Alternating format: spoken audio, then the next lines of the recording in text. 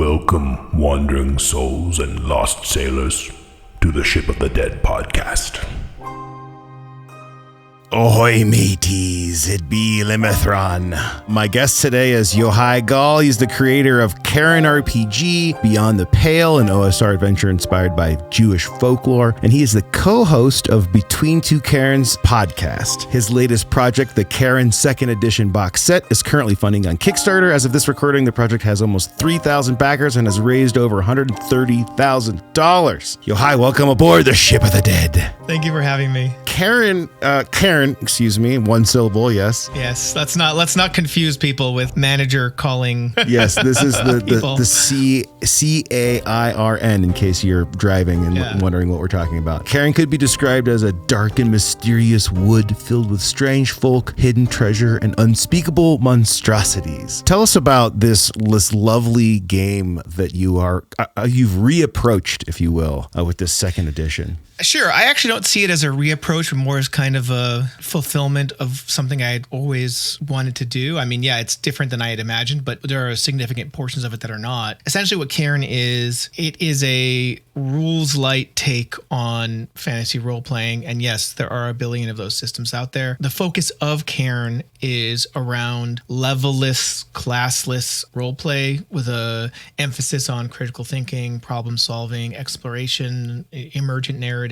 diegetic growth, all these buzzwords I'll throw at you, but essentially it's a very simple way to achieve an explicit experience that I prefer. And that experience, for those who are familiar, is going to be somewhat similar to games like Into the Odd or The Black Hack, Knave, Troika. There's these sort of offshoots of traditional old school role-playing games. Mork Borg I would actually consider in the same sort of wheelhouse with a different thematic influence and emphasis, but very similar emphasis in terms of problem solving, danger, lethality, critical thinking, all that sort of stuff. The genesis of Cairn was pretty simple. I really liked the Dolmenwood setting by Gavin Norman, who also makes Old School Essentials. And at the time I was playing, this was in 2020, I was playing a lot of Into the Odd. And previously I had been playing games like BX Essentials, which is what eventually became OSE. And before that, other games like 5th Edition and Dungeon World, yada, yada, yada. And Into the Odd is still my favorite system. I think it's a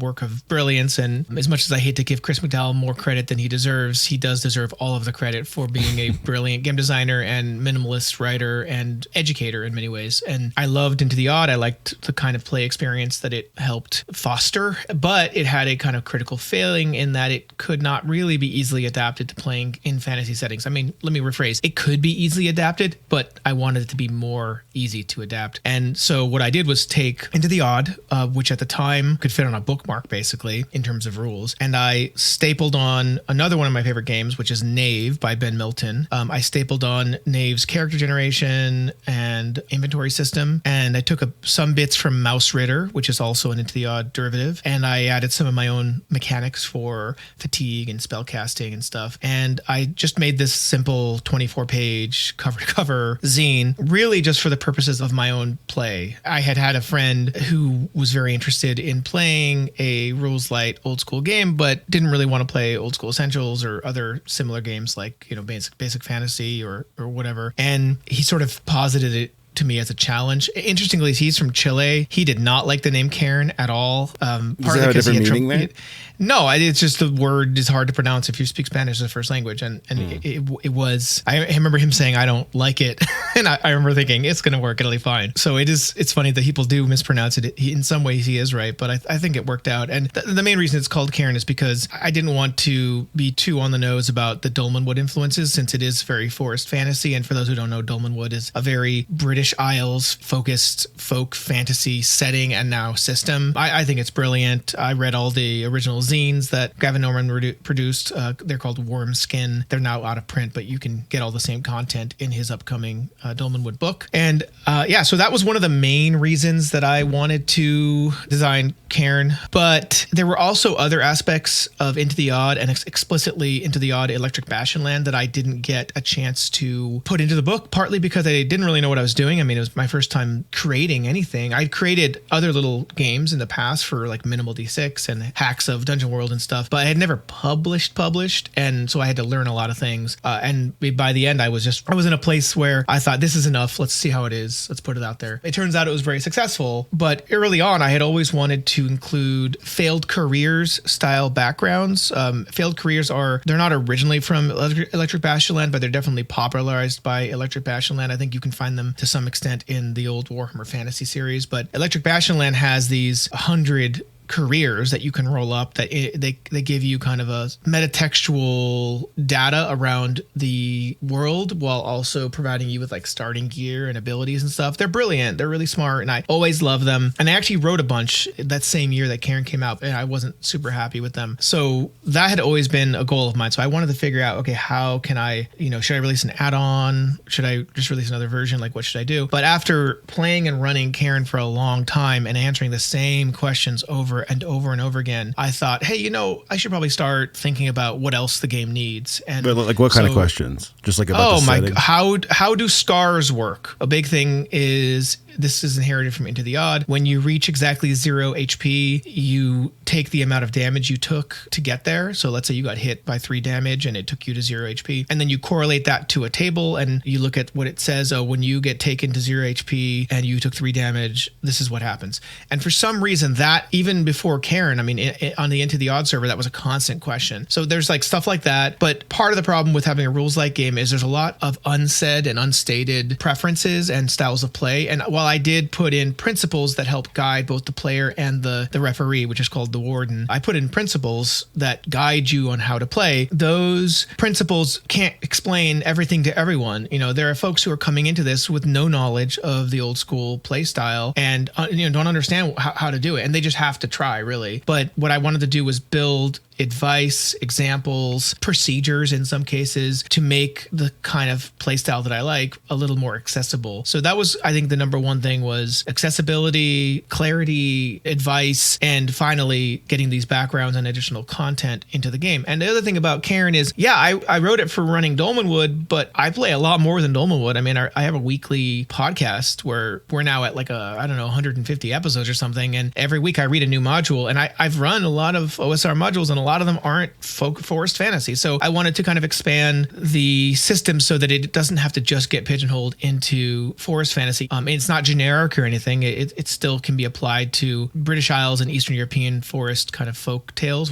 that's my jam. But I also wanted it to be a little more flexible and, have space for lots of things. Like forests don't have a lot of dungeons necessarily. They can, but not necessarily. So I wrote a procedure for dungeon crawling, and I wrote a procedure for wilderness exploration, and I wrote a procedure for downtime. What do you do between sessions? But I also wrote guides on how to create a forest as a dungeon, and guides on how to create dungeons, and guides on how to create a full setting. And these things that I just kind of do organically because I've been playing role-playing games for so long. I tried to create a version of my preferred process that incorporates stuff that I've learned over the years, but is also maybe filling in some gaps where folks haven't really had the chance to learn. So for instance, like there's a ton of dungeon creation guides out there. There are very few that tell you how to actually stock dungeon rooms. They'll just say, roll on this table. Oh, you got a trap. Put a trap in there. That's it. They don't tell you how to write a good trap. They don't tell you, how do you know what monster is appropriate for a room? You don't want to just have a monster waiting in there doing nothing. You want to give it a behavior. There's just a lot of very threadbare guides that are overstuffed with the same exact stuff over and over and over again, but completely lack some of these basic procedures that I find so useful. And so I kind of took my own process and figured out how to explain it to other people and then refined it. And those processes and procedures ended up either in one of two books, the Player's Guide, which is for players, or the Warden's Guide, which is really only necessary for the Warden. It doesn't have any rules in it. I mean, I guess there's technically faction rules in there that don't show up in the Player's Guide because players would never need to touch that. All of these are optional. You could drop any of these components and they would have no impact on the game in terms of your experience. The core rules are identical in the second edition as they are to the first edition. I just refined some stuff. I added a couple things like, there was no rule for what happens if an item has no weight. A gold coin, does that take up an inventory slot? No, I need a way to categorize that. So I created a tag called petty, which means you can just, anything that's petty doesn't count. So there's a little box on the character sheet that says petty, and put in necklaces. You can put in anything that has no real impact, a feather or something, because folks were asking, what do I do if I've got like 15 items and 5 of them weigh nothing? How do I accommodate that in your 10 slot inventory system? And so I just came up with little solutions like that, tried to make it a little easier for newer players who had never experienced an old school role-playing experience, or even for veterans who had certain expectations, So that's kind of where the second edition came out of, is it fulfilled a goal of mine, which was to write backgrounds. And I did write 20 backgrounds, but it also gave me the opportunity to flesh out some of the rules by adding procedures for play. And I think that dungeon crawling procedures are probably the most impactful. I think people really feel the need to have dungeon crawling procedures, and they do have some things you've seen before, like a dungeon events table. But I actually think that the mechanics themselves for how you navigate a room are pretty unique. I'm not going to say I'm proud of them. I'm just going to say they work really well for my playstyle, which is basically everything has a cost and information should always be provided at a maximal length. So, you don't hide anything behind a perception check. You tell the player what their character can possibly see. They're not stupid. But if they spend time messing around with something in the room, there's going to be a cost. It might cause the events table to get rolled, or it might blow up in your face. Whatever it is, there's a cost to every action. And I feel like that system will help a lot of people who, especially those who have not played a lot of old school games. So like moving forward, are dungeons that you write, adventures that you write, going to have those costs like laid out in the rooms? I mean, they kind of always did, but so I just released a free dungeon called Rise of the Blood Olms. It's the second in my Cairn adventure series. I actually wrote 8 adventures. The first is in the box set, and that's what it comes as part of the box set, right? Rise of the Blood Olms is the second, and I wanted to release it for free because, first off, I really love it, and second, people are constantly asking for what's the best starting adventure for Cairn, and for years, it was Nate Tremaine's Sparrow of the Elf King, which I absolutely love, but is BX-ish, it's like, it's not really made for anything close to Cairn, but the playstyle is very similar, and I just I've written conversions. I have, 100 conversions on the Cairn website or whatever, and they work fine. I mean, you can convert basically any old school dungeon to Cairn. But what I wanted is something that was actually written for Cairn, that was written with new players in mind, but also was fairly deadly and interesting. And that's where Rise of the Blood Olms came out. I ran a West Marches game last year where every other Sunday, me and a bunch of random people would show up on Discord and play video. And we just had a ongoing campaign where players directed where they were going. And I had to have a brand new finished dungeon or wilderness adventure written every other week, and I had to have one ready. That was a great challenge. I ended up writing 9 or 10 of them, and Rise of the Blood Olms was the very last one, and I was really proud of that because it really is written with my sensibilities and these dungeon crawling procedures in mind. Every room is described exactly in a way that would facilitate the play that I care about, so it'll say something like, you go into this room, there's squeaks from the ceiling up high, you can see the edges of stalactites hanging down, there's white stuff on the floor, there's a long white object growing on the west wall, and there's a draft coming in from the east, so it'll be very, very minimal. And then I'll have in bullets, each one of those things that I mentioned. It'll say squeaks from the ceiling, the white ground, the thing growing to the wall, and then the draft coming in. And then each of those has sub-bullets for what happens if characters interact with those things. And each of those interactions is a cost. And the cost could be time. The cost could be that you've messed with something. The cost could be that you've made a loud noise. Whatever it is, if you spend too long in one place, you might roll in the dungeon events table. If you mess with something you shouldn't mess with, it might explode in your face. But I try to give players the experience that if they do die or get injured or whatever, they understand why, and it makes them laugh, as opposed to, oh, shoot, I just rolled bad. No, that is not fun. I don't enjoy that kind of dungeon crawl classic style of play where you literally by walking into a room you can blow up. No, you need to give a hint before they walk in the room of what's in the room. Give them the ability to make intelligent decisions. A lot of people have held up this post by Chris McDowell called the ICI doctrine. It's investigation choice impact. I feel like the first I I'm wrong about. Anyways, it's this framework wherein players should be able to receive maximal information about a given circumstance and make intelligent decisions based on what's possible. And if they die, well, you gave them the choice and they understood the choice before advancing. They understood what the possible risks could be, and they did it anyway. So, I had a guy in one of my playtests of this dungeon. I ran 6 total. In one of the playtests, there was this character who I made it very clear that there's something going on with his torch the closer he got to this room that they were trying to go to, and the torch kept flickering blue. I Googled, does methane have a smell? It doesn't have a smell. So I was like, okay, I'll give a visual indicator that the torch is flickering blue. He decided to go in anyways, and guess what? He blew his arm off. He could have turned back. Other playthroughs, people turned back, or in one case, they use a lantern instead, So it's kind of stuff like that where I just want to give people the chance of survival, but lethality has to be there. If it's not there, then you don't think critically. And if you don't think critically, you're not going outside the box, and then it's boring. Hello there. If you've been enjoying the podcast and would like to hear more of my interview with Yochai, consider joining the Limithron Patreon. You'll get instant access to hundreds of pirate-themed battle maps, as well as playtest content for Pirate Borg and the Dark Caribbean. You can listen to us talk for a full 2 hours. We talked about Breath of the Wild, Dune, klezmer music, all kinds of nonsense. All right, back to the show.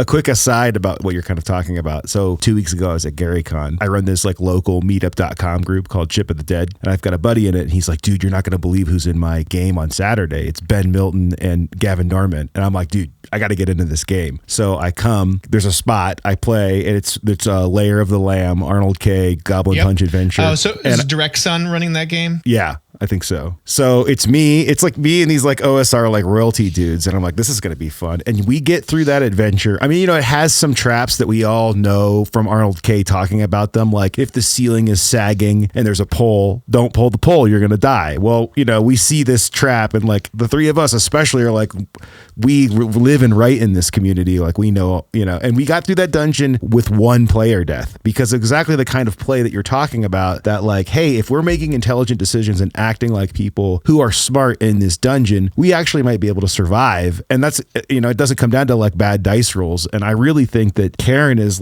taking all those principles, and it's not just a side document that you give your players and say, hey, let's play like this. It's actually baked into the rules. The first page is this, it's 2 pages of philosophy of how this game should be played. And I think that is a great approach rather than a 20-page rule dump, I agree that the principles are really helpful for new players and wardens. I think part of the problem, though, is that when the rules don't say something, there's this sort of gap that people who aren't familiar with old school play might struggle with. And this came up recently in a Questing Beast video where Ben Milton talked about how Sean McCoy, despite loving stealth games, has no stealth mechanics in his game Mothership, right? And that's because to him, when you put mechanics down, you limit what could happen within that scope. And I think that's pretty true with most rules light systems, is that if you, for instance, create role-playing rules or rules for banter between NPCs and PCs, you do get an experience out of that. And a lot of story game systems, they kind of reinforce genre by creating rules and mechanics for these kinds of interplays. In the old school, I feel like the emphasis really is on, it's up to you to make the cool thing happen and to reinforce genre or whatever you're saying. We're not going to write rules that force you into playing a certain way outside of these very bare bones systems. Okay, we want it to be highly lethal because it drives a certain kind of play. So we're going to make it so you start with low HP or whatever. And we, in the case of games like Into the Odd, there's no need for an intelligence score because player knowledge is all that matters. If your character knows it, then their character knows it, and the referee should say, hey, they are a botanist. They would know what plant this is. You don't need to roll. There's no reason to roll, So you do have rules, and the rules do try to emphasize the play style, but it's really the negative space. It's the gaps between the rules that the real play happens. My co-host Brad Kerr put it like this: the more you proceduralize and create rules around a specific play style, the smaller that world gets. To let the world be expansive, you want to have fewer of those rules. And that can mean a different thing to different people, You're not going to convince me to add advantage back into my system, for instance. That's my preference. I understand why other people like it. I have people who start playing Cairn, and before they've even played, they'll say, I'm adding advantage and disadvantage in. Because in their minds, that is such an easy and elegant way to say, hey, you have a little bit of a boost. But it's actually counter to how I want to run the game. Because to me, the advantage is in the narrative impact. It's not in the dice throw. It doesn't matter if you pass or fail on a dice throw. What matters is how you set up the choice that you made. And if you did a good job, even when you fail, the results will be better. And there's just more of a bandwidth. There's more of a strip of fiction for me to work with than a dice roll could ever adjudicate. But you know what? There's other people who feel like my system is too crunchy for them, if you can believe it. For me, having mechanics that reinforce the kind of playstyle I care about is essential. And for me, it doesn't take much. The original Cairn rules, and if you don't count the backgrounds, the second edition rules as well, can really all fit on a statement-sized piece of paper on the back of a character sheet. But with Cairn second edition, we're going to have this warden screen that's got 5 panels, and we're literally fighting about what to put on it because there's not that much net needed. The rules aren't really, all the rules can fit on one panel, and then next, okay, fine, we'll put in the wilderness and dungeon tables. Okay, those are there. Okay, I don't know, maybe some tables of names. Okay, what else is useful? What else do people need at the table? We don't have enough rules. Meanwhile, my 5th edition screen, which I still have, that thing is filled with rules and doesn't even come close to encompassing all the. And this is a system that doesn't have dungeon crawling rules, Let's talk about the actual Kickstarter. What all comes in the core box? I know we kind of touched on this, but for people considering backing it, can you maybe give us an overview of what's in the box? Yeah, so the box set, the goal here was someone who's just starting to play, how could we give them everything they might need? Now, to be clear, the original Cairn and Cairn second edition are both Creative Commons licensed. They're both available for free to download, including the new Cairn second edition. The player's guide has been available for 8 months now. It's been available online for download, and it constantly gets updated, but it's you can download it, you can run it as is without the Warden's Guide. This Warden's Guide will also be free to download, but the printed copy of the Warden's Guide, which is going to be I might be getting in trouble here, but it should be around 160 pages. In trouble on the high side or on the low side? No. We have, I think our cap is 200. We're fine. It's just more about putting a number down, because I keep ending up being like, oh, you know what I should put in there? Oh, I know that. Let me add a generator. Yeah.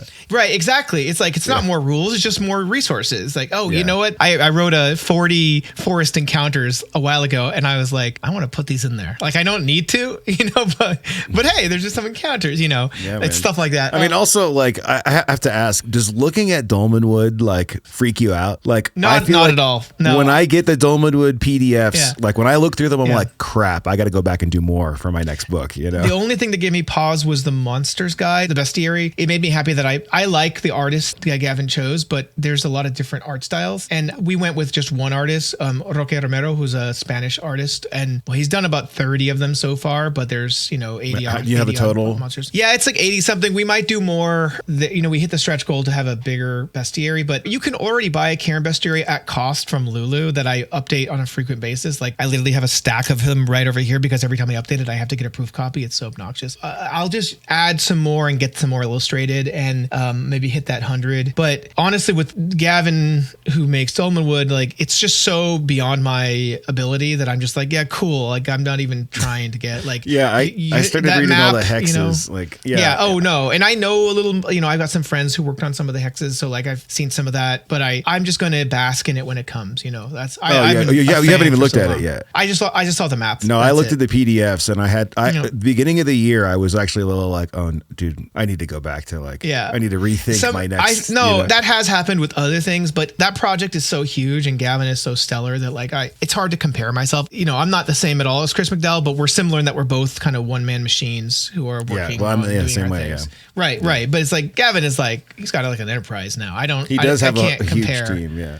Just another quick aside, so later that day, I was telling you at GaryCon, I got to play in Gavin's Dolmenwood game. I had been having all these thoughts all year about my next book is not going to be as good as this thing. It's so rich in text, and then I got to play with him, and he runs his games like he writes. He's very clear and almost dry British, amazing delivery. He talks, and then it's your turn. And I'm like, man, in a Morkborg Pirate Borg thing, I'm we're laughing or throwing dice and making shit. It was that's what my book should be. So it actually helped me realize There's no right way, man. There's no right way. Yeah. I would say I go back and forth when I run games. I run a lot of games. I ran a game last week in New Orleans, and I was very serious. But when I I'll switch off. I had wrote a freaky little guy for my dungeon, and I did everything, man. I broke a lot of my own rules. I did like a ridiculous character because all of my characters inevitably turn into my Jewish grandmother. That's just what happens. But you don't use voices, right? No, so I don't do accents. There is a difference. I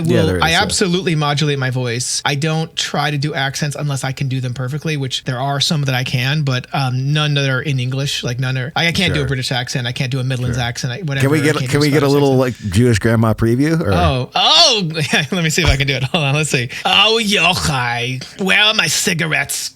Get me my cigarettes now. But put her in the woods. I'm not as good at doing it on command. I have to really be in the moment. But sorry, I didn't mean to put you on the pressure. But, no, it's fine. I just wish I was better at it on the fly. It usually has to work up to there. You got to just do what makes sense for you. There's no right way. There's no, there are people that you can emulate if they kind of do a thing that you like, but I don't worry about it. There's an actual play of me. It's not with cameras. It's just like my GM facing stuff, running Barrow of the Elf King by Nate Tremay. And I love that one because it has multiple playable kind of characters. It has this like little goblin kid, and it has these skeletons, and it has this spider queen demigod thing. And whenever I do the spider queen, I don't know why, but I like really drop my voice low in like a soothing kind of, I don't know where that comes from, but people freaking love it. Like multiple people are always, hey, that was so cool. I really like the way you did that voice. I'm not a voice actor, but you just have to think of what it reminds you of and then just try your best. Again, don't do an accent unless you can do the accent. That's my advice. Yes, that's good advice. Or you can just say it. Honestly, that's something that I've done in the past where I just don't feel up for it. I'll say, so-and-so speaks in a gravelly way.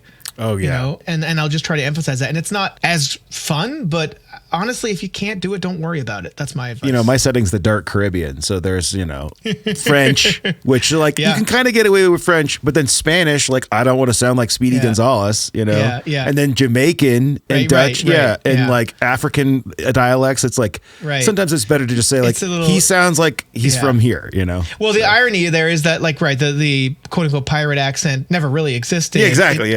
Here's something interesting. Did you know that tumbleweeds are not native to the United States? Really? They actually were only brought over here in the late 1800s by mostly Russian Jews who brought the seeds for them, and they are a very invasive species. But do they have like a functional purpose? I mean, they would grow. I don't know what people use them for. Like, why did they bring them over? I don't know. Maybe the seeds caught onto their dresses. I don't know. But the tumbleweed it's a real problem. And we think of the Wild West. When we think of the Wild West, we think of tumbleweeds. They were never there. They did not exist in the Wild West at all. They just started using them in, these like early like shows that they would do, these traveling shows. They would have a tumbleweed go across the stage. It's all BS, but it's in our consciousness as something that, when we think of Wild West, we think of tumbleweeds. It's not a thing. Well, I think it's the same thing with like palm trees. Like, I don't think palm trees they're nowhere near as part of the Caribbean as we think of them. Right. And we always imagine them. Yeah, but they're brought into like resorts from, like the, right. I think there are some that are indigenous, but it's not like omnipresent like it seems like in our minds, Right. Well, it's like eucalyptus in California. That's a completely invasive species that was brought there purposefully, but is not native, and in fact is like a real problem. But it's there's nothing you can do about it now. To go back to the box set. It's a player's guide, a warden's guide, a starting adventure, a GM screen, and a character sheet tear-off kind of character sheet. It's like a stack of character sheets on a pad that you can tear off. That's what people pay $55 for. The stretch goals, there's a lot of them. The major stretch goals at first, like one was an expanded bestiary, whatever. The others were adventures. First from Amanda P., who did Tannic. Second from my co-host Brad Kerr, and then finally from Zedek Shu, who is best known for Thousand Islands and Reach of the Roast God. He's arguably, in my mind, the best writer in the old school today.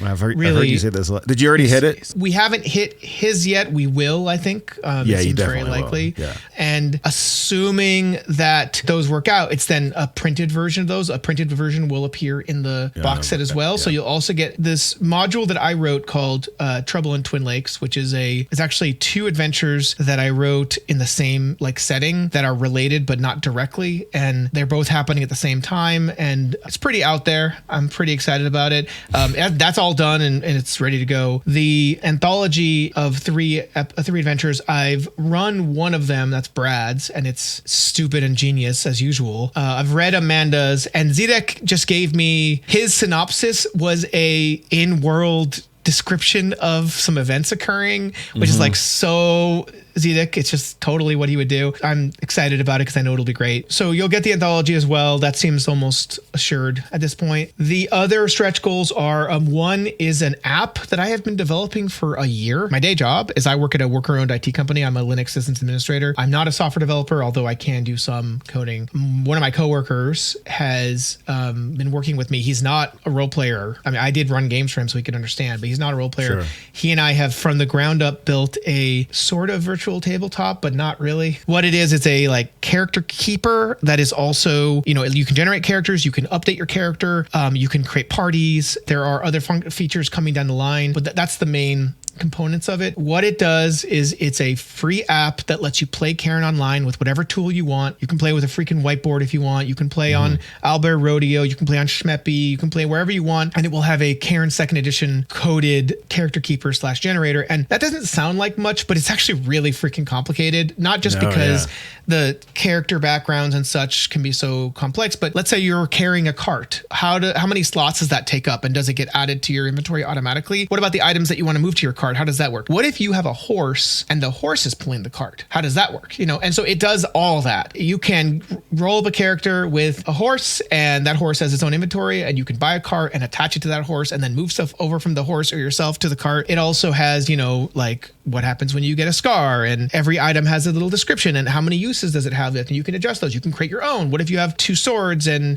they have 2 different die attacks? Like you can do, it's extremely flexible. It came out of me playing online. Played a bunch of games online when I was doing the West Marches, and I kept thinking, God, I just wish I had a really light character keeper. And so this will be free. I am going to manage it and maintain it. And if we hit our stretch goal, I will open source it as well. And that means anybody can take it and hack it up to whatever they want and run it themselves, whatever, you know. Right now it is functioning in every way I just described. You could also use it as an at the table app, right? Oh yeah, actually I did that in New Orleans. I was there last week and I ran a game for 6 people and I only brought 5 of the player's guides with me. So my friend who was with me, who knew the app, he brought the app up on his phone and he just perfect played from there. And so it was like, yeah, it's totally mobile friendly. You know, when I was running West Marches, we had some people who like were playing from their phones and it was fine, but they like had to make changes, you know, and being able to do that from your phone is really great. We're hoping to integrate dice rolls and other generators and stuff into the app itself. But yeah, again, it'll be free forever. I'm never going to require anyone pay for it. The only reason it's a stretch goal is because I need to pay back my coworker for the time he's put into it. And so that's kind of my goal. It will happen probably no matter what, but I'm really proud of it. And it's not going to be for everybody, but I really hope we hit that. And then beyond that, it's all just translation, you know, Spanish, Italian, French, et cetera, which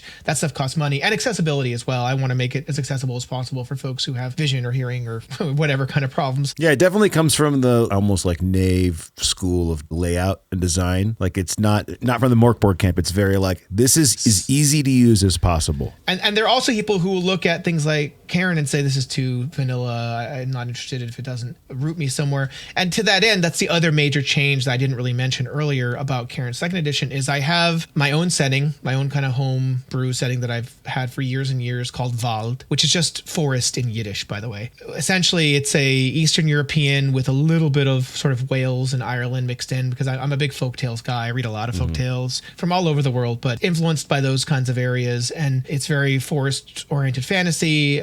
It takes a page from Electric Bastion Land, where in Electric Bastion Land, the focus was on Bastion. The only thing that matters, everything else is deep country, and anything that's underground is called the underground and is part of dungeons. This does a similar thing, but it inverts it a bit. The cities are the far off place and don't matter. What matter is the wood, which is basically all forests. It's not one, it's all of them together. And then the roots, which is the kind of equivalent to the underground in Electric Bastion Land. The focus of Cairn 2nd edition is really going to be on creating the overall setting, zooming in on the explicit forest and explicit dungeon environments and trying to sort of play in those areas. And in fact, the chapter on creating a forest crawl is basically the same as creating a dungeon crawl, but it's themed a bit differently. And there's a couple different mechanical changes, you know, because in a forest, you aren't limited by verticality. You can climb a tree and get a better look. You can pass through the woods. There's a cost to doing that and getting off trail, but you can do that. It is very different from dungeon crawling in that respect, but you can still use the same dungeon crawling rules,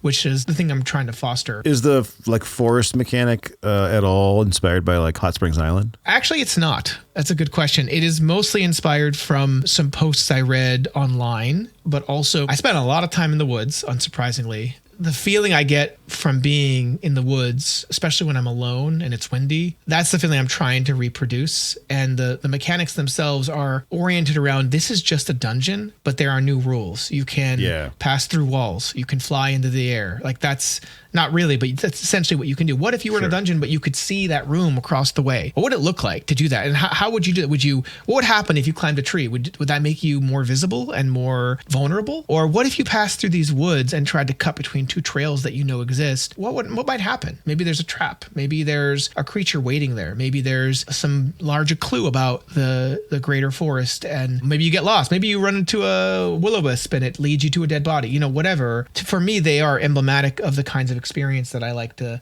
portray, which is the feeling of getting lost in the woods. There's nothing else like it to me. And I know everyone has a thing that they love, like you love pirates, I love pirates. Yeah. Yeah. And I might not understand it because I'm not the person. I haven't had the same experiences as another person. But for me, that feeling of stillness and smallness and just a tiny bit of terror that comes from being in the woods, that's what I want to reinforce. And I looked at a bunch of different kind of wilderness systems, including those from Hot Springs Islands and from related systems. And I honestly found them all lacking from what I want. So I had to do this thing everybody does, and I had to create my own damn system. So I created a wilderness exploration system that is completely divorced from Miles. So anyhow, what I developed was this sort of point crawl based wilderness exploration system where this is in 2E and you can see it in the player's guide, but basically everything is abstracted, but you can still figure out how long it takes to get from point A to point B.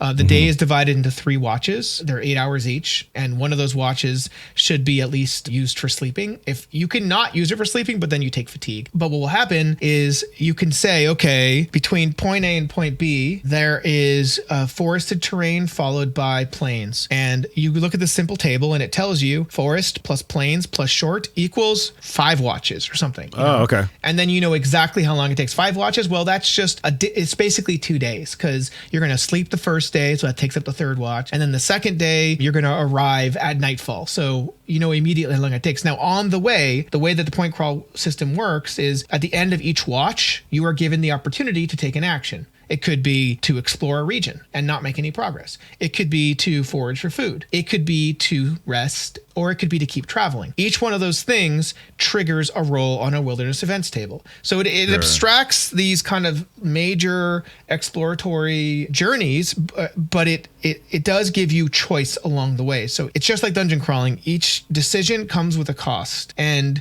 maybe you explore this one area, and as a result, the next day happens because it's now been, now you're forced to sleep since you don't want to walk at night.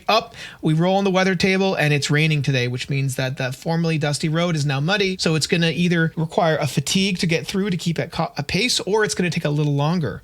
Oh, and on the way, you might lose a boot because of the mud, So what I tried to do was develop a system that both provided ultimate choice and variety for the players while making it easy for the warden to come up with distances and give them an idea of how long it takes to get from point A to point B. The other major goal of this system was to try and deal with a problem that I see a lot, which is that no one obeys hexes. Every single module and every single system treats hexes differently. In some cases, a hex is 3 miles. Other cases, it's 30 miles. Or other systems, you can walk 24 miles per day. Other systems, 18 miles. There's no logic. So what this does is say, whatever it is, you can convert it to this. This system, it turns everything into a point crawl, which some people won't like. But as far as I'm concerned, it helps alleviate some of that burden from the GM while also producing choices, which is really the goal of point crawls, is to produce choices.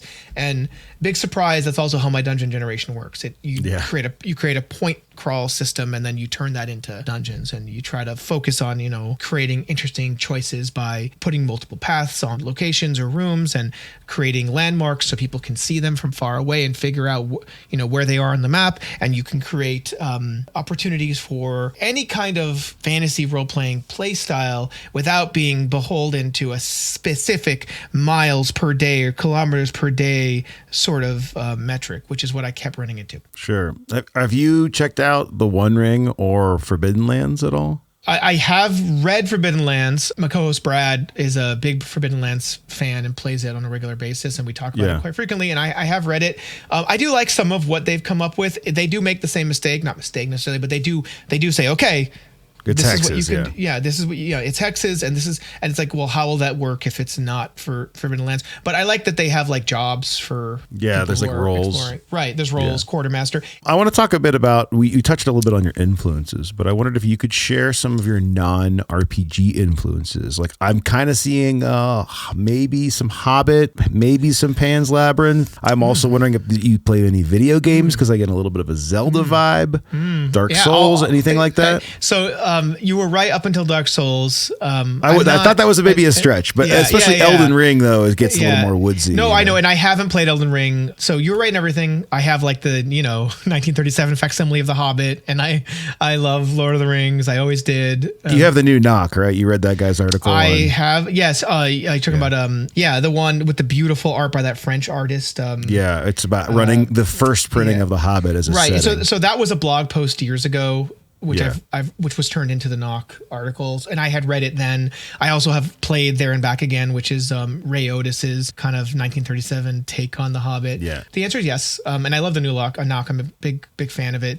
I have some quibbles with some. Me too. But no, I mean it's and that has Bruno Prosecco's art. Bruno did the art for the box set and for the Player and Warden's Guide. He's one of my favorite working artists. Brilliant Brazilian artist. Anyhow, I love The Hobbit. I also love, Elric. So I would say I'm non-exclusive with Tolkien, but his books were a major influence. Older editions in particular, I didn't really grow up. Like I had like a 1957 edition version of The Lord of the Rings when I was a kid. I didn't, of all three books, I never had the later ones that cleaned it up more. But I was one of those kids who read the Silmarillion and really liked it. But then I also branched off and I was like a sci-fi exclusive for like 20 years, and then I started getting really into folk tales, which is kind of like restarting the whole thing. And I would say that's my biggest influence. I'm an avid folktale reader, specifically when I was writing and running Beyond the Pale, my Jewish setting / adventure, that all I did was read Jewish folktales. I mean, endlessly. Just here's a new one, really hard to find, folktales of the Jews. Here's the Middle East version, and we're just going to go through it. Okay, done with that. Now we're going to read the Spain and North Africa version. Okay, we're done with that. Now we're going to read the European one. And it was endless. And even though they sometimes repeated themselves, the historical analysis and variations just fueled a fire in my brain that still impacts my writing today. I also really enjoy, all sorts of fiction within the fantasy and science fiction genre. And I would say if I had to choose other than Tolkien within fantasy, I really, really like Martha Wells. She's best known for the Murderbot series, which that's actually not one of my favorites. I really like, she wrote a book standalone called City of Bones that she was paid crap for and was never able to return to. But City of Bones is one of my favorites because it is this unique setting that you don't see that much of, which is it's a post-apocalyptic future, but in a fantasy world. I do like video games as well. I think Breath of the Wild, the Zelda game, is the greatest video game ever made. I think it's the most OSR game as well. It is. I said people always are looking for like a dark game, and I'm like, no, dude, solve your own problems. That's Breath of the Wild. Yeah. Breath of the Wild is about three things. It's about exploration, it's about survival, and it's about critical thinking to solve problems. Sure. And if that's not OSR, I don't know what is. Have you played the new one? I have beat Tears of the Kingdom. Yeah, I beat it last June, I want to say. No, I haven't attempted. Is it not the masterpiece the first one was? It does some things much better. The small things like, hey, I opened the chest. Now I can just drop something without having to leave the chest and drop something and come back. It does stuff like that. UX improvements, yeah. And it adds caves, which is really cool. And it adds the sky, which is really cool. But I do not believe that it is a greater game, partly because I love the story from the first game. Have you checked out Andrew Kolb's Neverland book? I have both Neverland and Oz, and I'm very excited about his Alice book coming out. Yeah, Alice Wonderland. I asked him the same thing because I could tell, right, like especially with the like star fragments. I was like, did you play a lot of Breath of the Wild? He's like, it's my favorite video game of all time. Yeah, no surprise there. Okay, so pivoting here, you have a pretty strong background in story games and narrative-driven play. Obviously, that's a big part of the way you run. What are your thoughts on the actual play shows like Critical Role and Dimension 20? Do you watch them? Not a fan in any level. Like you don't like what they've done to the hobby as well? Oh, I don't have any opinions about that. I just don't. I don't like hearing about other people's games. I don't like hearing about your dreams. I don't want to hear about about your actual play. The point for me of actual plays is to show people how a game is run. I recorded one a few weeks ago, actually, that I still need to edit. It's like 4 hours long, but you can't see anyone's faces. It's just us playing, so you get an idea of how to play. You could listen to it as a freaking podcast. I don't mind that people like it. If that brings people to the hobby, that sounds good to me. There are some downsides, I'm sure, where you start to like ape these voice actors, these like, amazing people. I have no strong opinions about it, though. I'm not in that. The whole streamer thing is not part of who I am. Okay, I want another pivot here. I can tell from your show, Between Two Cairns, that your musical influences probably overlap with mine. And I wanted to know, has that influenced your gaming career at all? Like it has the Morkborg guys? Like what are some of your favorite bands and genres? Do you use music during your sessions? I don't use music. I do play the tin whistle and will occasionally break it out for fun. You can actually play? Yeah, I play the tin whistle. I love that. It's a very simple instrument. I love Irish music, so Irish tunes are one of the things. But I mean, it's like I hate that question, what kind of music I listen to, because I listen to a lot of kinds of music. So it's, you want me to talk about I have a degree in music, so like, yeah, let's talk about music. I'm not trying to pigeonhole you into like give me one genre. Totally fine. Yeah. Let me just preface. Sure. The reason I ask is in one of your episodes you were talking about standing between Tool and Radiohead at a festival, and I was was at Coachella. In the RPG scene, like a lot of people don't care about music, but so when you meet someone who's into both, I feel like it's like we got to at least talk about this. That was an interesting, that was I think the second Coachella. Yeah, we had to camp outside and they would sell water, cost like $8. It was a crime. Yeah. It's Coachella. Yeah. But that was an interesting moment. I listen to a lot of music, so I've been to a lot of shows. My best friend who wrote the music for the show, he's an audio engineer like you, and he does a lot of he introduced me to a lot of like odd indie rock bands when I was in high school, like Blackheart Procession and Three Mile Pilot, and Portishead. Portishead was one, but I was going to say Massive Attack and random other trip hop stuff. And I got really into post rock for a long time, so things like Godspeed and Mogwai. But in terms of influencing my actual play, like I like a lot of like 70s Northern English folk fusion. I don't know what you call them, acid folk. So like Comus would be one, Comus. Forest is another one, which I know it sounds very on the nose, but they got this song called Graveyard that is just perfect for. It sounds pretty cool to me so far. No, it's good. Forest is rad, and it's kind of like you can't describe music. It's like for the Beyond the Pale Kickstarter, I actually for the first time bought the rights to music to use it in the trailer, because there's this song that is adapted from a folk tale about a Jewish girl basically in a shtetl, and it's in Belarusian, so I don't understand it, but I thought it was so perfect, and I found a live recording of it, and I like literally had to I asked some of my friends on like Jewish Twitter, which is a thing, do you guys know how to reach this musician? And like someone did and hooked me up with him, and then I like paid $90 to use his music, and awesome, and it's so good. Like if for anyone listening, like you want to hear like really out there perfect music for this setting, go to the Beyond the Pale Kickstarter page and play the trailer, and you'll hear the music. It's really good. I'm not going to even try to pronounce it, so I'm not going to here. But I had a really weird lighting gig a couple years ago. A former student of mine actually called me up. He's like, "Hey, I need help with this gig." He does a lot of like, forgive me if I use the wrong terms, but like traditional Jewish weddings in New York City. He flew me to New York, and I didn't know anything about this world. His wife told me all about like how they separate the men from the women, but then the bands would play, and they would play this like high energy, like I would call it like electric, it's Yiddish electro. They play klezmer with dance beats though. Oh yeah, sure. But klezmer it's all jigs, Klezmer's all 4/4. It's all. But it was like full house music underneath with like full lighting rig. Yeah. Okay, well I have a couple more questions for my friend Shane before we get to my final segment here. Okay. We kind of talked about this a bit, but let me just read this. I know you hike a lot and that nature plays a large role in your work and your inspiration. Are there any particular standout locations or trips that have really informed your world building? Maybe favorite places you've been? Seeing battleships left from the Morocco-Mauritania War was pretty impactful. The dunes at night, being in a tent and being served tea in this like random city that was made of giant tents, that was pretty impactful.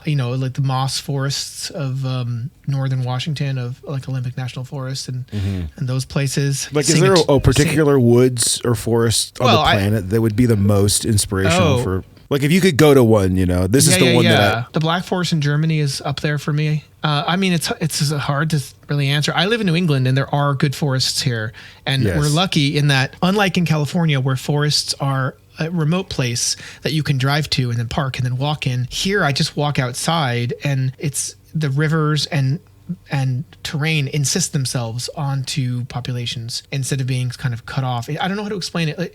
It's like California for me was all cow fences, fences everywhere. New England is not that. And there's reasons. It's really hard to raise. The minute you could have sheep and cows elsewhere, they moved them west. And that really affected the terrain here. But there's something about just being able to walk in the woods and not hear cars. I really don't like the sound of cars. So not being able to hear cars is really great. In terms of, the White Mountains of New Hampshire, I'm trying to think of Yosemite is awe-inspiring. When they used to let you climb Half Dome. It's one of those rare places on Earth. Muir Woods as well. It's hard for me to really pin it down. I have never been to Yellowstone. I'd like to go there. My sister, despite being a park ranger for years in Colorado, I never went to visit her in Rocky Mountain National Park. She was in Estes, which is on the east side, but I never went there, unfortunately. I went to this olive grove in northern Israel where the trees there are thousands of years old. And that was kind of it's kind of awe-inspiring. It's not quite a forest, but it's still hey, this thing has been here. So I don't really know how to answer that other than just go. For me, it's about just going often and being there and being present and not being distracted. And I'm usually with my kid or with my dog or my cat. Do you hike with your cat? Yeah, he comes with us. That's pretty amazing. Crazy. It's pretty nuts. He gets mad. Does he have a leash? Nope. This morning, it snowed here because New England. It snowed here yesterday, and so I took my dog on a walk this morning, and the cat was so mad. I thought he didn't want to come because it's snow. But when I came back, my wife said he was so angry. He kept biting me until I let him outside because he comes with us in the woods. And, obviously we don't drive him anywhere, but we have woods all around us, like 29 acres and then some. And so we'll go out there and the cat just follows us the whole way. That's really cool. And we'll have to stop because he gets tired. He literally breathes heavily and he won't let us carry him. He climbs up trees and it's ridiculous. It's ridiculous. That's really cool. That was not planned. He just comes with us. Shane's next question is, how easy is it to convert BX and OSE material off the cuff with Cairn? For me or for other people? Who's that? I guess he probably wants maybe a quick, short guideline on how to do it. So there is one on the Cairn website. There's also an entire chapter in the Warden's Guide I've written on both creating monsters that are original to Cairn as well as converting. It is an art, not a science. It's not always exact. My general advice is convert to the narrative fiction, convert to the fiction first and then go from there. So for instance, let's say you have a troll that you have all the stats for in OSE and you see all its abilities. Convert all of that into just raw narrative. So, it says here that he gets 2 attacks and he regenerates. I'm going to write that he has really long arms, which lets him punch different people simultaneously or slash them simultaneously. And I'm going to write that he can regenerate when he loses flesh. Okay. And then you convert that to the dedicated, to the destination system. So in the case of Cairn, I would say, okay, well, 2 attacks, you just basically make 2 rolls and keep the highest. So I'd say D8 for one fist, D8 for the other fist. So it's D8 plus D8. Great. I got that. Regeneration. I'm going to say if he takes critical damage, which means someone actually makes contact and hurts him, he doesn't go down. If he passes his critical damage save, he regenerates 1d4 strength of the hit that he takes. I'm just thinking off the cuff here. You do really need to understand the target system, but it helps to convert from the original system to a narrative sentence in your mind and then just convert that into Cairn. And it does require getting those things. You have to understand what critical damage is. You have to understand what hit protection really is. You have to understand what saves are. Once you kind of get those things together, then it sort of falls into place. And there's plenty of examples of this conversions on the website that you can look, how do they do this? Oh, that's interesting. That sort of thing. So that's my at the table answer. I honestly don't even think about it anymore. It's just, I just know. Sure, but if you get, for example, Shane plays a ton of OSE and he plays Cairn and Into the Odd, it'd be nice to be able to move things back and forth. Yeah, then if those are both true and he understands those things I said, then just translate to the fiction and go from there. Don't worry about translating. The fiction is really what matters, right? Totally. Yeah, and sometimes you might not fully grok what the designer meant. And so you have to think, okay, it looks like the attack does this, but it looks like the goal is to do that. So why don't I do that instead of focusing on doing what it says on paper? What is the longest lasting Cairn campaign that you've run or that you've heard of? I'll start with Into the Odd because I ran a daily play-by-post of Into the Odd for 2 years. Daily is a lot. Daily you know? is a lot, yeah, some days would go down, but it's all on Discord. In terms of running Cairn, I mean, I had a consistent game for 3 years of Cairn that was played, you know, with my players all dispersed across the country, but we would, you know,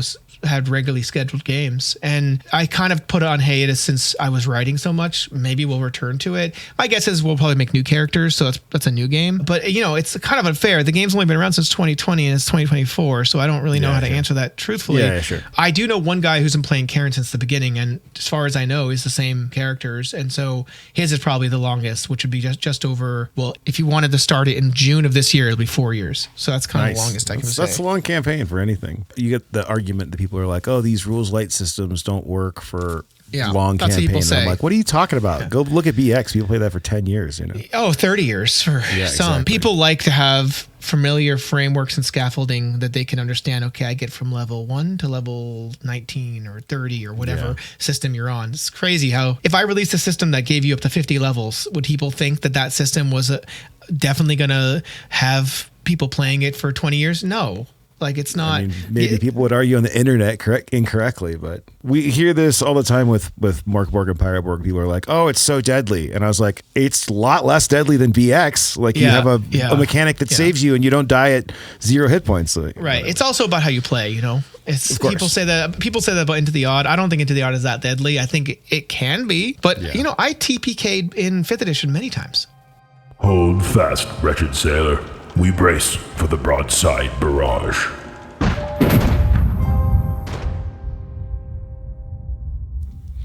First system you ever played? Palladium Fantasy 2nd edition. Most recent system that you've played? Let's say besides Cairn. Besides Cairn, right? Yeah. Orbital Decay, the 24XX hack. There actually probably was something in between the two, but I can't remember what it was. RPG that you haven't played but would like to try. Let's go setting and system. Oh man, I'd love to try Mythic Bastion Land. Yeah, I was going to ask you about that earlier. Yeah, I love it. I've read the rules, and I just actually before getting on here was listening to Chris McDowell on Eco's podcast, The Lost Bay, and as usual, fuming the whole time. No, he's smart, and I really like his arguments for things. And wait, fuming? Why? Oh, we have a stupid back and forth. So like his exploration rules in Mythic Bastion Land also use 3 watches, and now people are going to be like, "Yo, you took the 3 watches thing from Chris." It was separate. I swear to God, it was separate, and I actually DM'd him about it. I was like, yo, you know, I also use 3 watches. And he was like, oh yeah, you know, I'm sorry. I must have read it and interpret. And I was like, no, dude. Like, I'm sure you had that already. It's just one of those things where we're just constantly copying. You guys can feedback. It's nothing wrong with that. We do. Yeah. No, I know. He's the real designer here. Yeah, he's really brilliant. And I really like the idea he has. Like, there are these seers in the game where they kind of like are tied to your quests and oaths and stuff, but they are these like weird aliens that take the place of the Catholic Church in this Arthurian land. And I just love that stuff. He's so good at minimal brilliance. So I really want to run Mythic Bastion Land, which is a bad answer because it's Into the Odd adjacent. It is different though. It has like it is different. And it's different. And I'm so mad that he called HP Guard because that is the best name for HP I've ever heard. I mean, I considered Resilience or something when I was looking at Cairn, but then I thought, no, people know HP and it's not accurate, but at least it's something people know, so I'll keep it. So there's one, and then you had a second one. Did you have a? I guess that kind of ansers both. Setting because it's both, right? It is both. I'll be fair then. Let's use that as the setting. I just read and reviewed The Valley of Flowers, Wilgendrum Volume 1 by Jedediah Barry and Chris McAlpine, I guess the other guy's name, yeah. And I was blown away by it. It is absolutely incredible. I love it. And so it's not a system, it's definitely a setting. So that's what I would choose for a setting. And in terms of a system I've never tried before that I would like to try, Easy D6 is one I'm interested in trying. And Crown and Skull by Hankerin. He's just sent me a copy. I did not back it. He just sent me a copy and I'm like, cool, all right. Because I guess Cairn is cited in there. And it's just like, it's also a setting in a system, but it is out there. Oh, another system I'd like to try is Mazes. You familiar with Mazes? I always see it in random, like I'll be in like a normal, like magic-y type of bookstore, like friendly local game shop, and they'll have like mazes there. How did that happen? Like it's in like rubber bands, you know? Yeah, there's a bunch. I like all kinds of stuff. Shameless plug. I had Chris on this show if you're looking for more Mythic Bastion Land. No, I'm angrier, but yeah, sure. Yeah, I don't know. We talked a while. I don't know if you don't like listening to him talk. No, I do like listening to him talk. I always end up furiously texting him later. He's your Sean McCoy for me. Every time I hear Sean say anything, I'm like, God damn, that guy's so smart. I feel that way about Sean as well, though, is the problem. Yeah. I don't have a friend relationship with Sean yet. So I only have a Sean, can I ask advice relationship? So he's been very polite to me, but he's a busy guy. Favorite edition of D&D? I guess it's a tie, really. If you want to do OD&D versus Basic Expert, like you really consider Basic Expert an addition as opposed to separating it out. I think the community does. And you're not considering retro clones like White Box or no. Let's official TSR or Wizards of the Coast edition. Yeah. It's a hard question to answer because I like different parts of different editions. Sure. So it's like there's nearly no perfect. I like that BX has become a lingua franca because it takes the only times you see it reflected is in stats, and those stats just really make sense to me. Yeah. I don't have to worry about like other stuff. I don't need to worry about advanced stuff. Like the answer. It is interesting that it has become the OSR is based off this weird, version in the 80s. Yeah. Right. Yeah. Exactly. And it's because that version I think is, if you just take the mechanics that show up in modules, it is the most streamlined and it's OGL'd, right? So it's like, when they created third edition, it was coming from the same base. And so I think it makes sense. I don't know if this will be easy or hard for you, but current favorite OSR system. We'll say new SR, NSR, whatever you want to call it as well. Yeah, I mean, I consider the NSR as part of the OSR. Into the Odd is my favorite. I already said that. So it's sort of hard for me to, if I didn't say Into the Odd, maybe the Black Hack first edition. Why not second? Too many rules around armor, but otherwise I like other parts of it. What's a system that I consider OSR that I'm not sure anyone else, including the author, does is the Indie Hack. It's by Slade Stolar. It is a OSR light, very, very light system, but it uses this really fascinating story game mechanic where basically you deal in fictional details. So let's say you're fighting a skeleton, okay? Both you and the GM roll dice. And depending on the results of the dice, you then are able to swap details about what happens as a result of the fight. So you might do really well, and the dice are tied together, like the distance between the dice impacts the results. So let's say there's a certain distance and the result is I get 2 minor details and you get 1 major detail. So I'm the GM. I might say I slash at you and chip your sword and then I kick dust in your face. I get a major detail and I say there's a cliff behind you and I kick you off of it. And I mean, I'm really abstracting it a lot here, but it still is highly lethal, still focuses on exploration, still super rules light, but I have never seen a game do anything like that. And I consider it firmly in that kind of NSR space of like, first off, it's old. I mean, old comparatively, it's from 2015, so it's not a recent OSR system and it's not a retro clone. I'm a huge fan of it. The designer is now very much in the Into the Odd space. Like a lot of his stuff is Into the Odd. He did Anna-X66 is his Into the Odd cyberpunk hack, and I'm a fan of everything he does. But yeah, so anyhow, I really like the game, the Indie Hack, and I wish more people would know about it. Brad's hot or not quiz. Hot or not? Not. Can I say not?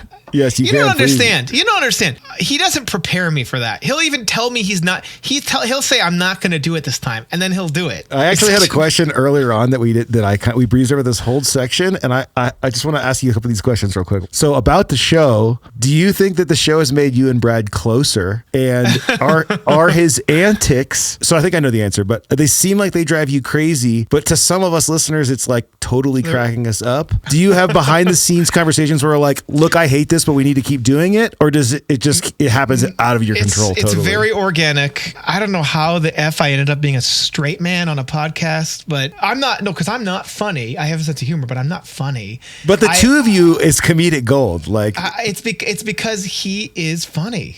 He is legitimately funny. You're funny too in your own way. Like okay. Imagine a girl's telling you that on a date, okay, or whatever. I will say I edit every episode.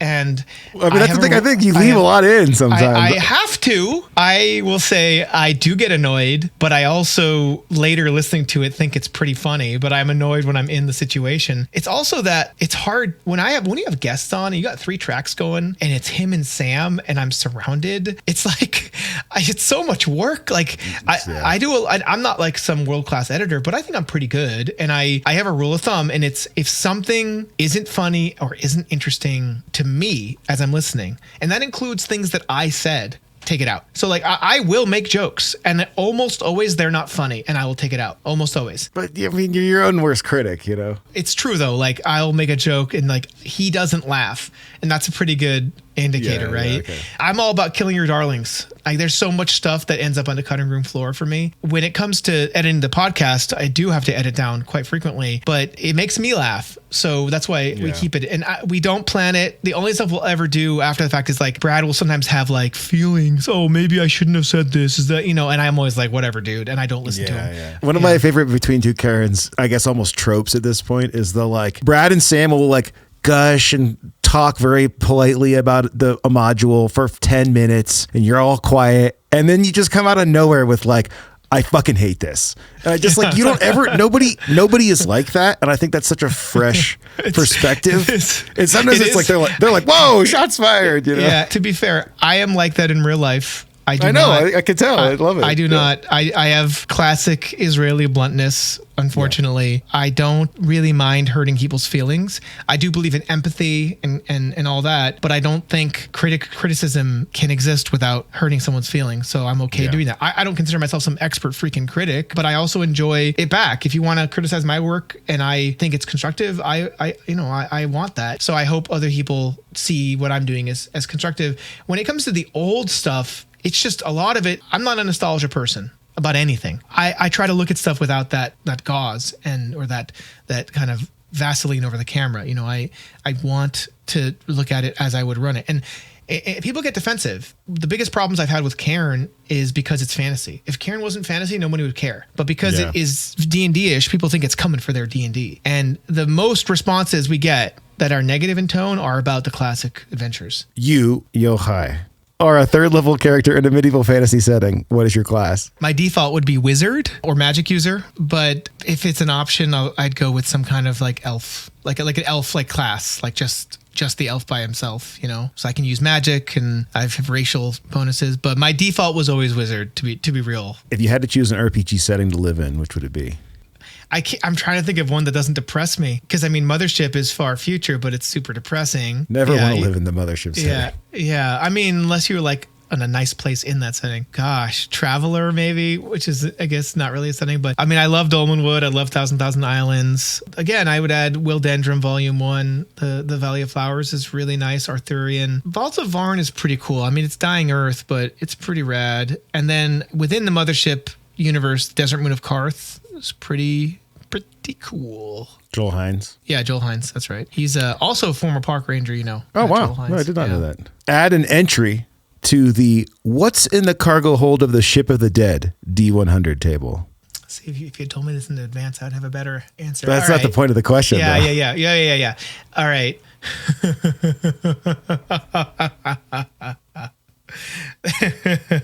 Okay. The Memory of the Last Sunrise. Favorite size die? I think I like the D6. I think because if you bring up, you know, the D6, you can add more D6s and it creates this nice curve. You can use them to drop on a map for a die drop table, and then you can use the face-up results. And I did a lot of experimentation between different dice sizes, dropping them on maps, and D6 really do roll together well in that sense. D20s, right off the page. So it's going to be D6 for me. On a scale of 1 to infinity, how tired are you of the Karen jokes? I'm not tired of them. It's not funny because I've seen it over and over again, but it's not like so much that I'm bothered like by you it. Made your bed, you know. It sounds, people say the wrong thing all the time. I grew up, I chose not to change my name when we moved to the US. I decided to live with the results of my choices, and so I'm okay with that. My next question is, how tired are you of podcast hosts getting your name wrong? I'm used to that as well. I'm more, I will say there's a inverse relationship between how excited I am by when they say it correctly and how tired I am of hearing it. So I really do enjoy when people can say it correctly, but I also don't expect it. It's, if I was a podcast host, which I am, and I had a Chinese speaker on, I don't speak Mandarin. I can't produce these extra tones. I wouldn't feel bad if I can't do it. I will try. I've heard you say that trying is the important part, right? Yeah, make an effort because it shows respect. Who would win, Conan or Aragorn? I think it'd have to be Aragorn. He's got the power of you know, the elves behind him. He's a king. I love Conan. Tower of the Elephant is like one of the best short stories in my opinion, and still he's like a thief in that, you know. He's not king ranger who married an elf queen who lived in the, what do they call the far shores, the western shores with the elves at the end, you know. The Pelennor? Yeah. Doesn't he go off with them after he died or whatever? The Undying Lands, yeah. Yeah, the Undying Lands, thank you. Star Wars or Star Trek? ¿Por qué no los dos? I mean, I like both of them. I am a Trekkie, and if I had to pick a universe, I would pick the Star Trek universe to live in 100%. Definitely Next Generation DS9 era. I also love, I think Andor is one of the best shows in the last 10 years. So. Andor is incredible. Yeah, absolutely. Yeah, well, I'm going to ask you both of these next questions then. Who is the best Star Trek captain? Okay, best captain or my favorite captain? Because that's very different. Okay, give me both, but give me quickly. My favorite is Picard, and he's also my dad. Cisco was the man we needed him to be. You know, it's funny because my buddies Shane and Jess wanted me to ask this question, and they said Cisco, and I said Picard. So I mean, I like both. Nothing. I'm a TNG guy, but I think TNG does things TNG never was brave enough to do. So they're one oeuvre. Who is your favorite Star Wars character? Favorite Star Wars character? Probably Anakin, if you really want to stretch it out. I really do like that arc. I don't think it's perfect, but it's a good arc. Yeah. If I had to pick, I mean, it's a good arc. Duck people as a playable race in RPGs. God damn it. Yes, please, or no thanks? No, burn in hell. Thank you. See, I knew we were going to be friends because I cannot stand them, and Shane will not stop talking about them. So. Yeah, him and Brad need to hang out. Oh my God. Yeah, we should do a combo. This isn't going to be impossible for you. Favorite fantasy movie, TV show, or book? I don't understand. Am I saying favorite book or favorite movie? Which of those am I saying? Like if you asked me this question, I'd be like, oh, it's Lord of the Rings. I guess it's, so I love The Princess Bride, both as a book and a movie. I think nice. They're kind of perfect. I also think Willow is a great movie, you know, Willow. And Dude, did you like the show, the new show? No, it was bad. It was very D&D-esque, but yeah, it was bad. Great. But I do love the film. You know, I think Spirited Away is one of the best fantasy works ever made. Yeah, it's hard for me to answer that question. Fantastic Planet was very influential to me, so it's hard for me to pick one. I would like to know what people's creme de la cremes are. Yeah. I guess if I was looking for something particular, like I think Groundhog Day is the best science fiction film ever made, and I do see it as science fiction. I watched it like 2 weeks ago. It's so good. It is really good. Yeah. But I guess I don't really have one. I think Primer is a perfect movie too. Oh my God. It's very good.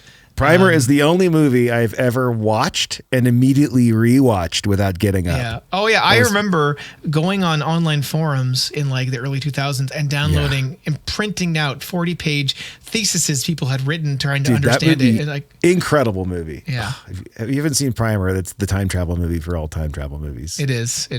And it was made for $15,000. Written and directed by the star. Favorite libation or beverage during your RPG sessions? I'm not a big fan of food at the table, but water is probably my favorite. Water? Yeah. During an RPG, I don't like getting distracted by people drink beer. I'm okay with that, but I generally don't like food at the table. So for me, not even water. Like coffee or yeah. I guess no, I mean I make a lot of dandelion tea, so maybe I drink that often actually. If it's dandelion tea, I like that. That's a unique answer. Video game or computer game you've logged the most hours playing? I mean, it's going to be on computer, but then again, there is Tears of the Kingdom. Daggerfall, probably way back in the day. Elder Scrolls Daggerfall. I don't know how many hours because this is like pre-Steam. Pre-tracking, yeah. I definitely played that a lot when I was a teenager. You're not a WoW guy? Never. No, don't play any. Yeah, I mean, I either. played some of the early MMORPGs. Like I played Ultima Online. I played Meridian 59. I tried EverQuest and then was like, nope. And I haven't played any of those since.